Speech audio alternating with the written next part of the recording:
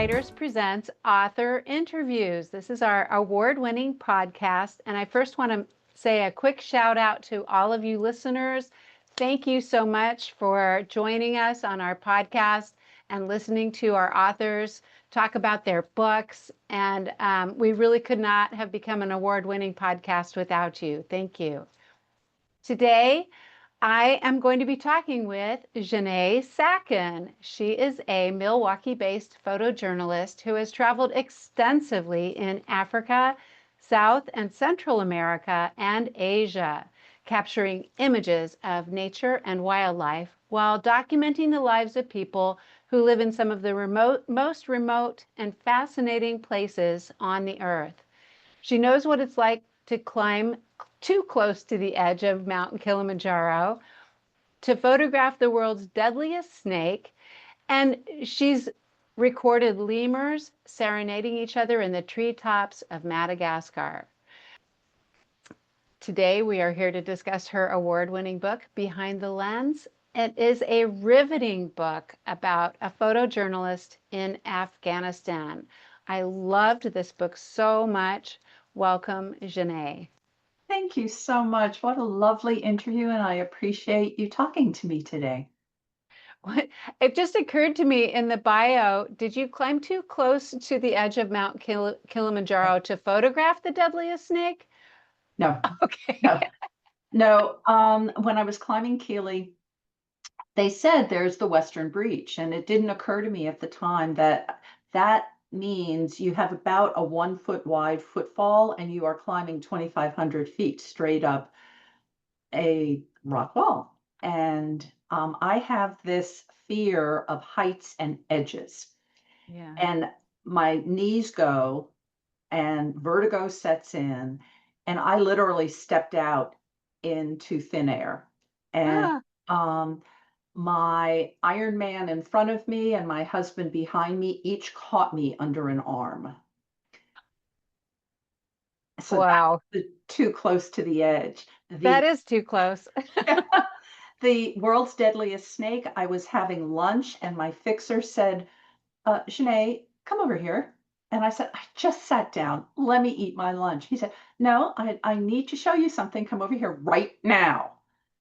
And so I did. I stood up and there was a black mamba just a few feet over my head in the tree I was sitting under. And a black mamba is olive colored, but when it opens its mouth, it's all black inside, and it Ooh. can disengage its jaw Yeah. joints, and so the mouth gets really big. And I have this fear of snakes, and I thought, what a great way to overcome my fear of snakes is to photograph this snake, and I did. And then I ran because Yeah. they have a neurotoxin so horrible that you're dead in 15 minutes if you get a wet bite. Wow. Well, that's frightening. Yeah, well, you know. So that really kind of makes you the perfect person to write these books about photojournalism, right?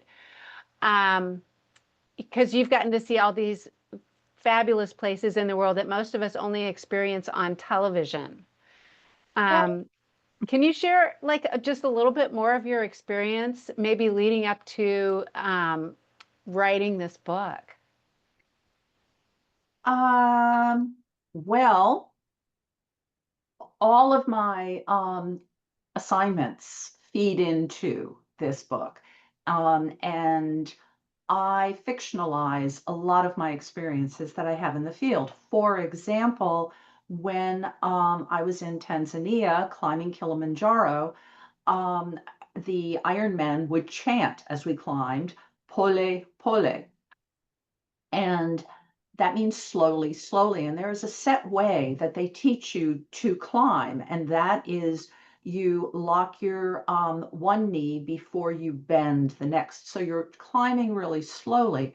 And I fictionalized that into Behind the Lens when Annie has to climb the Hindu Kush Mountains to escape from the Taliban. Um, Another example, I was on a fabulous photo shoot in Mongolia. I was there to photograph the Golden Eagle Festival. And at the end of the festival, I went to the airport, and it takes place in the winter. And in the winter, airlines pretty much shut down in Mongolia because it's cold. And so I get to the airport, and the wind is blowing, and it's horrific. And they say, we've shut down the airport, and your charter can't even get here. And I'm like, no, you don't understand. I've got to be in Ulaanbaatar tomorrow because I have another photo shoot. And I can't just sit around here for a week. And they said, well, you can try driving to the next airport, which is about 6 to 7 hours away.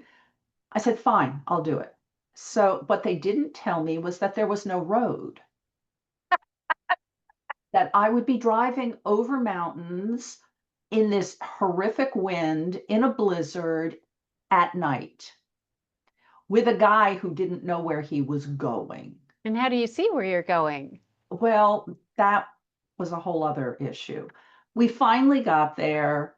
They had held the plane for me. The storm hadn't reached them yet, and I got to Ulaanbaatar at about 7 the next morning, just Wow. in time to go to the next photo shoot.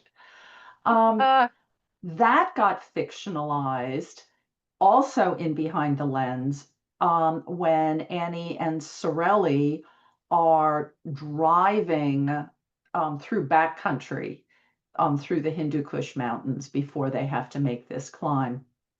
Um, I think one of the photo shoots that I had that really turned me away from my previous job as a college English professor. I was in Honduras on the Mosquito Coast where mosquitoes were eating me alive. And I was on a narrow gauge train with my fixer, and he said, do you want to see what that woman over there is doing? And she was raising the stick over her head and pounding down into what looked like a big sock. And I said, yeah. So I thought he'd get the engineer to stop the train. He tapped the engineer on the shoulder, and he slowed the train. My fixer grabbed my hand, and we went soaring out of the train, landing on the jungle floor. Thankfully, I had my camera gear with me. I stood up and said, when's the next train? And he said, next Tuesday. Is that a problem? As I watched oh, the train leave. So we went to this woman's village, and she was pounding cassava root to make cassava tortillas. And she and her sister were the only employed people in this village, and they made cassava root tortillas, which some guy um, would ship up to Miami to sell. And so I'm photographing all of this, and it's 120 degrees, 120% humidity. I am just dripping all over my cameras. And it was fabulous. And when I got home, I could not get that soaring feeling out of my mind. And I just no longer had that soaring feeling when I was teaching the same classes over and over again. And yeah. so I resigned my tenure and became a photojournalist, just went whole hog into that.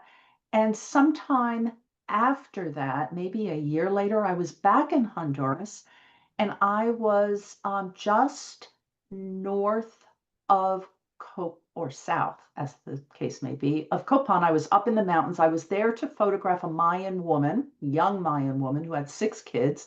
She was 26. And Wow. her next to oldest child was probably about 10.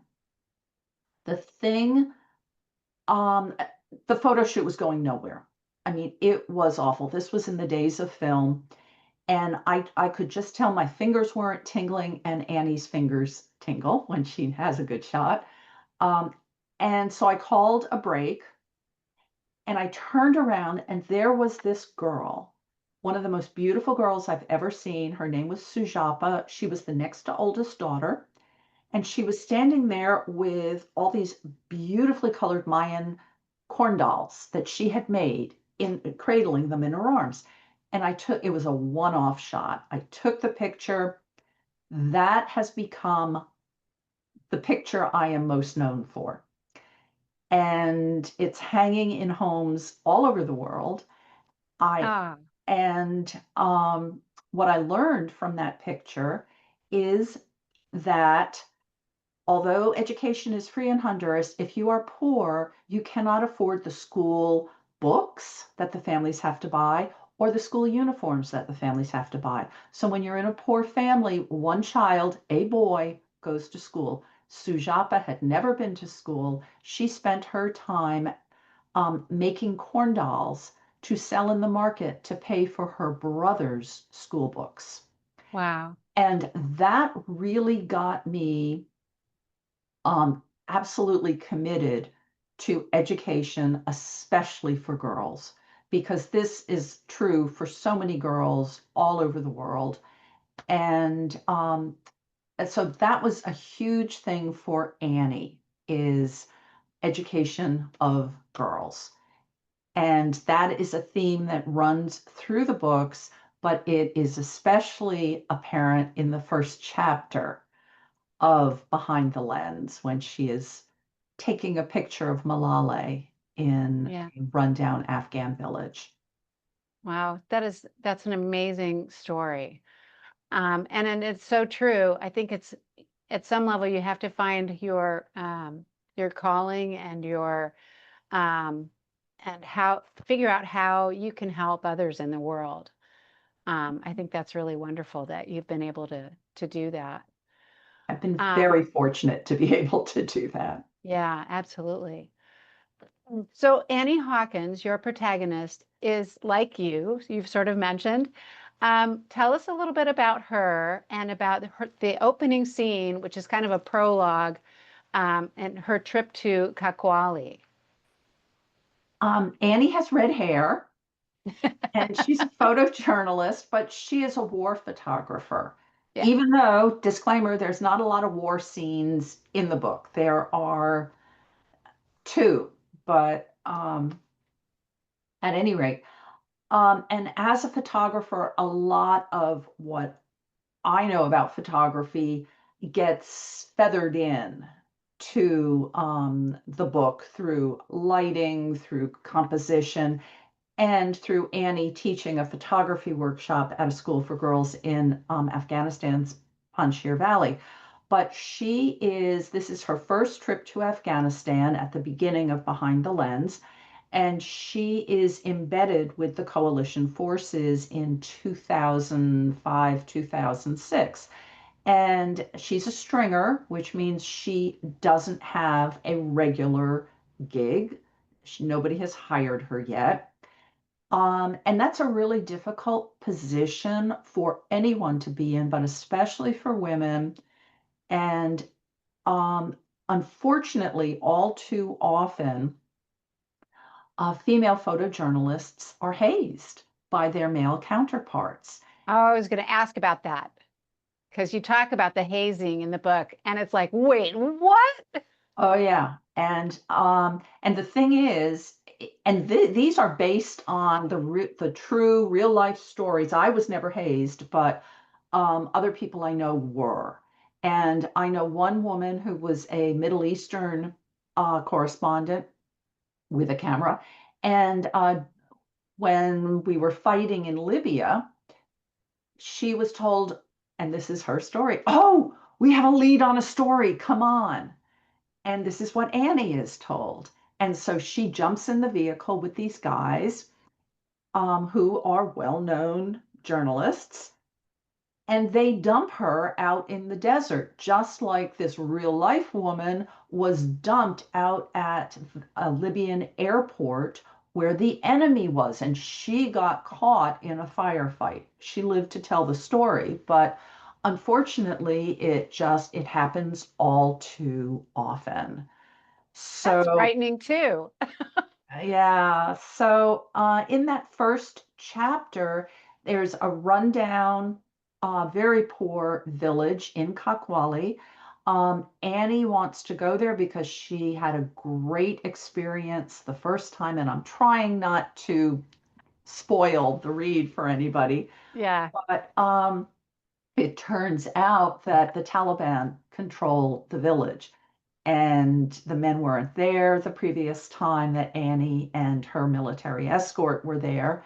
And so they're there this time, and there is a firefight that erupts just after this one little girl, Malala, um, says that Annie can take her picture. And Malala has been trying to convince Annie to leave, and she even writes something in the sand. And that's a wake up call for Annie, who says, wait a minute, Pashtun girls aren't allowed to learn to read and write. Which when I wrote this book, there was a different government and they were allowing girls to go to school. Now, of course, the greatest fears have been realized, and girls are not allowed to go to school in Afghanistan. Hmm. So, Annie, bad things happen. And Yeah. Yeah. And what happens there colors her for the whole rest of the book. mhm, Um, she basically ends up with like PTSD, yep, and we're not giving anything away by saying that, but because, like all protagonists, we have to torture them a little bit. And thanks. then and then guess what? She has to go back to Afghanistan. Yeah. Well, she's fluent in Dari and she has connections, and there's good reason why her employer, she's now employed, wants her to go back to Afghanistan. Although when she goes back in Behind the Lens, she is there to teach a photography workshop at her best friend's high school for Gross. girls. Yeah. Yeah. And so that's really interesting too, because she wants to go back and she wants to be with her friend. Um, and uh, and it's a good excuse to go back and see her friend again. And I like their relationship a lot in the book.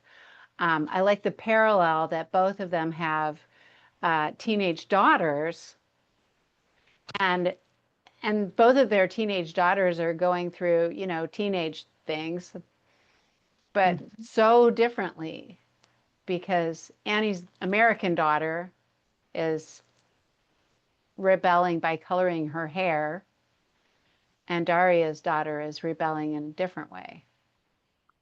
Yeah, in Afghanistan, it's not a good idea to flirt. Boys and girls are really not supposed to have relationships, and they can be stoned to death if they are found to be dating or having sex outside of marriage. And I'm just going to jump the gun here a little. Oh, before I do that, um, one of the other parallels I see in the book is not just between the daughters, but how the two mothers mother their daughters. Right.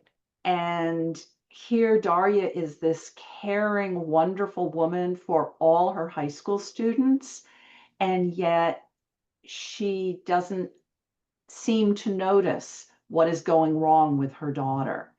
And Annie, who has left her marriage and is in the field so much that she, by her own account, is not the best mother in the world, does notice Yeah. what's going on with Daria's daughter. And so there's some interesting crosses and parallels. The other parallel that I think is kind of interesting, especially in Behind the Lens, is Annie meets for the second time and is starting to fall in love with Finn Sorelli, who interrogated her in the Right. past. But it's also a love story between Annie and Daria. These two women are very close, and um, and very simpatico. I mean, they're really best friends, and Annie is crushed when Darya moves back to Afghanistan to help educate girls. And so Right. that's another parallel is that I see is Yeah. Annie's emotional relationship with both Darya and Sorelli. Yeah. Absolutely. Um, yeah, Sorelli was not real nice to her Mhm. when they first met, when he debriefed her after the Kakwali event. And Correct. so she does not have a fond memory of him at all. And then all of a sudden here he is kind of flirting with her, and he's like her guide, he's her escort, right? Taking her to Wad Kol, and I don't know if I'm pronouncing that correctly, the Well, town. he teaches her how to shoot a gun. He gets her a burqa, and then Yeah. it's Darya's husband who Tariq who comes and picks Annie up Oh, okay. from the Intercon Hotel to go up into the Panjshir Valley. Um, there are I like ambiguity, and there are some ambiguities in Behind the Lens. Everything is not wrapped up with a bow, partly because it's a series, but also because the author likes ambiguity and likes to air things out and have the reader fill in some of the blanks. But I did just write a novella, and a lot of those blanks get filled in this sort of epilogue novella that will be coming out on September 16th, available on Amazon. I love it. I love it. And just because I'm curious how their relationship sort of evolved, and yeah, and I want to know what happened in the interrogation room. Well, and that is specifically addressed. That is specifically addressed. So So, there's other parallels too. One I thought was just the title, behind the lens, and like what that might be like to wear a burqa. yeah, it's not pleasant, but Have you ever worn one? I did. I did as much as I possibly could do in researching this book. And I mean, basically, there are two types of eyepieces in a burqa, and a properly fitting burqa um, has a head cap, and then it falls down and it has an eyepiece, and it can be tightly woven or loosely woven. It really doesn't matter because either one breaks up your field of vision. And it's supposed to be long enough that it covers your hands and long enough that it covers your ankles. All of those are considered temptations for men.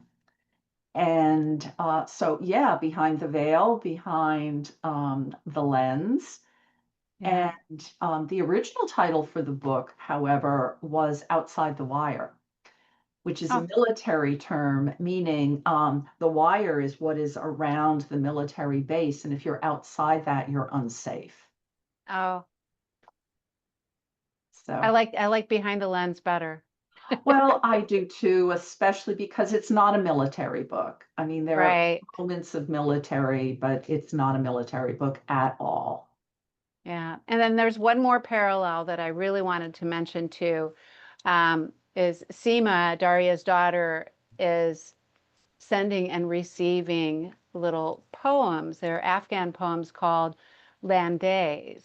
Right. And I want more information about these beautiful short poems. Sorelli also sends them to Annie.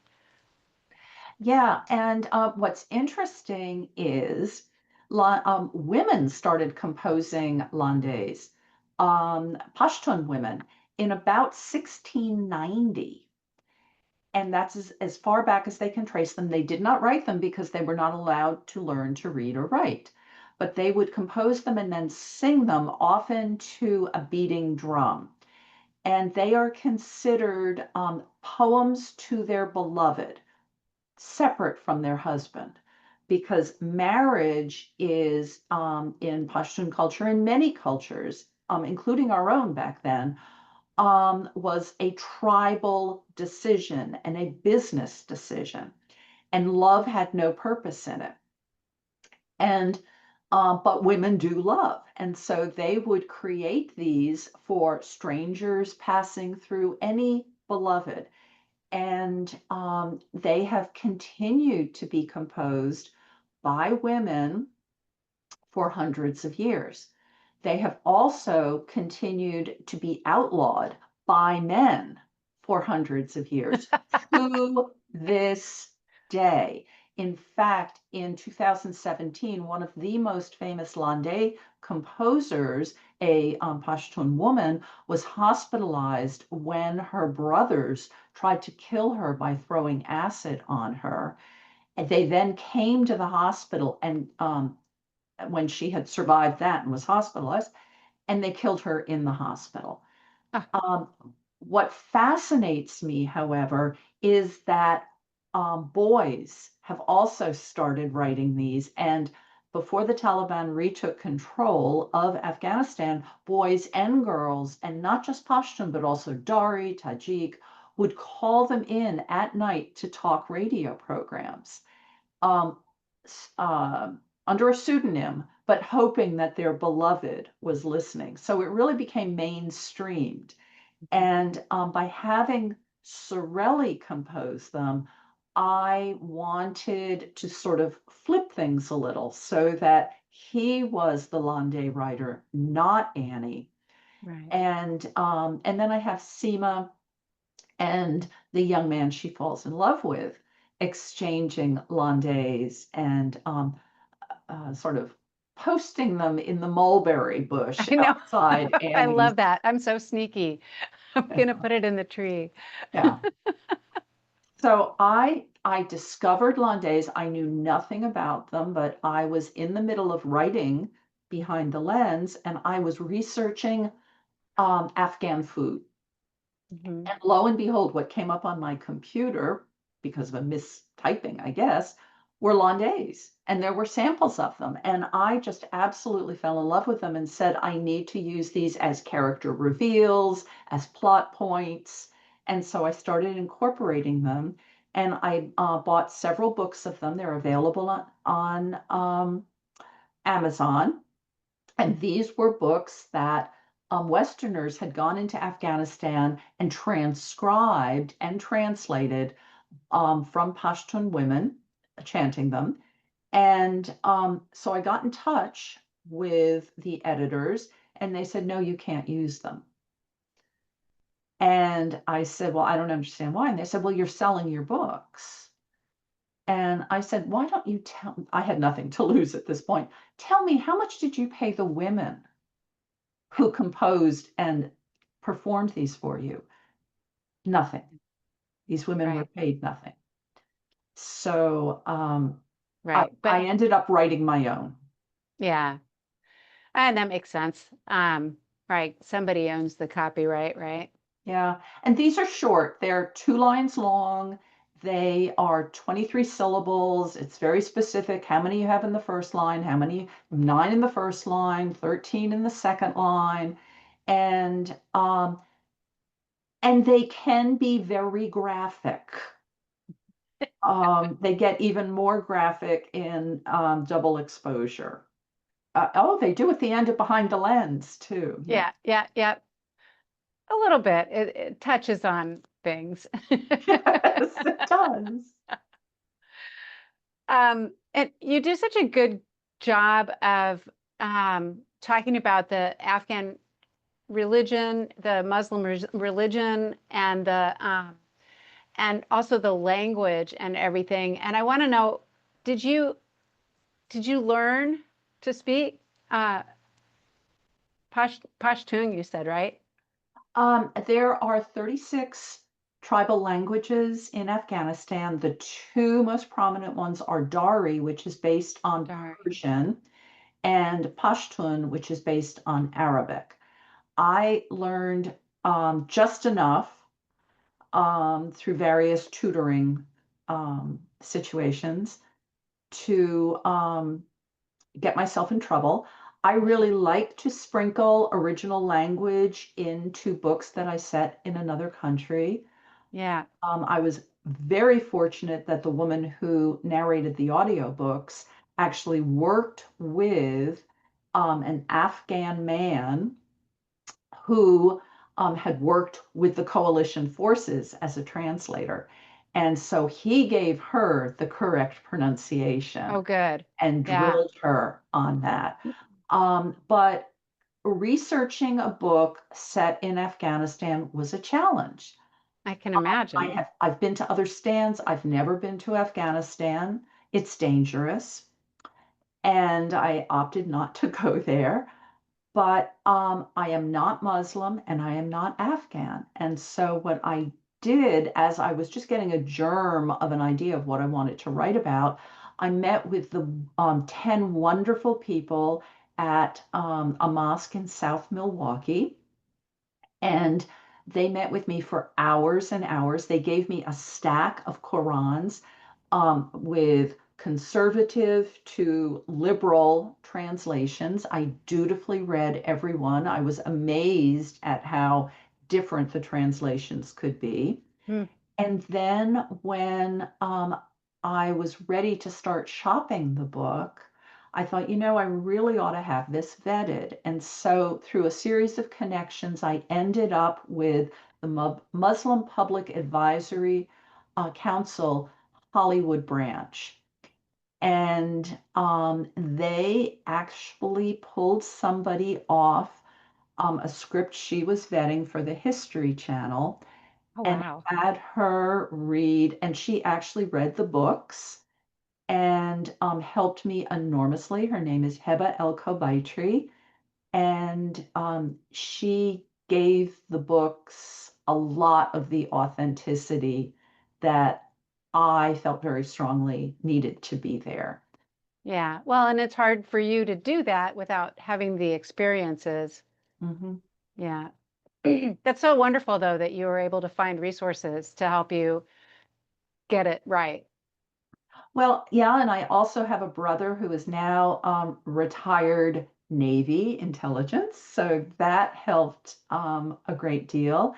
And for double exposure, I was able to consult with lawyer friends because lawyers come into what's going on in double exposure. So yeah, I've done a lot of work on research, and needless to say, Google has become my best friend. So Yeah, it can definitely help a lot. Um, so I was wondering if you could share what was your biggest fear about publishing this book? not getting it right, being inauthentic, saying something about Muslim people or Afghan people or our military that was just wrong. And I was not writing it behind the lens or any of the books in the series for that any of those groups. Right. But what has amazed me is I've gotten this wonderful following of people in each of those groups, as well as teenagers. I think because of the two teenage girls. Yeah. And I hear all the time from people in the military how I've gotten it right. And Wonderful. and that means everything to me. So that was my biggest fear. Yeah. I'm always curious because we all have our different paths and our different journeys through this publishing world Yeah. and getting the book out there and everything. And I feel like everybody's journey is so different. Um, and thank you so much for sharing yours today, Jeannée. Oh, you are so welcome. Thank you for this wonderful invitation. I have really enjoyed talking to you. Yeah. Lastly, where can readers find you or your books or both? Um, I have a website, with my images as well as information about the books. And it's my name, JeanneeSacken.com. And I'm also on Facebook, just under Jeannée Sacken, and I'm on Instagram, Jeannée Sacken Author. And if you want to write to me, if you read the books, I'd love to hear what you think. On my website, there is a contact me page, so that would be great. And can I just say I have another new book coming Oh, out? yes. What's new for you? um, well, Annie will end with this epilogue that is coming out on September 16th, but also coming out on September 16th is the first book in a new series about a cinematographer trying to rebuild her career by making a documentary in Zimbabwe. And Zimbabwe is a place I know very well. I have visited many, many times. I've spent months and months in Zimbabwe and love it. Um, and um, so that's also coming out on That's September exciting. What's it 16th. called? It is called The Women Who Stand Between, and that refers to the Mambas, who are a fierce, all-female anti-poaching unit who stand between endangered species and poachers Oh, in wow. the national parks in Southern Africa. That sounds exciting. That sounds Well, so exciting. and bad things happen. I seem to like to throw bad things at my protagonists. That's what makes books interesting. Right, exactly. Yeah. Thank you so much today, Jeannée. It's been really excellent talking to you. Thank you so much. Again, thank you for having me.